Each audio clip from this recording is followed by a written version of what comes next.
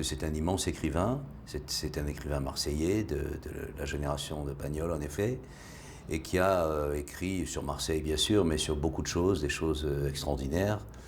Il était en avance sur le plan politique, il a vu venir le danger d'Hitler quand personne voulait trop le voir venir, etc.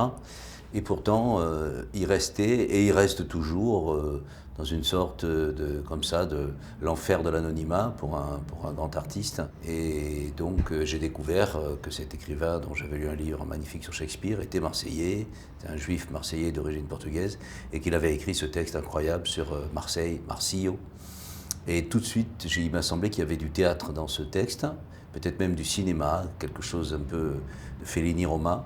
Et j'ai eu le projet, il y a longtemps maintenant, une vingtaine d'années, d'un jour le jouer. J'essaye de jouer une image que je peux avoir moi aujourd'hui de Suarez, cette espèce de dandy du Sud, personnage un peu aristocratique, à la fois très élitiste et très populaire. Le Marseille dont il parle, c'est bien sûr les années 30, donc c'est une période extraordinaire, les grands voyages, les compagnies maritimes, le foisonnement de la ville, le grand lupanar, cette espèce de, c'était le plus grand bordel d'Europe. Vous voyez, j'essaie de vous donner l'eau à la bouche. J'y vais pas par quatre chemins.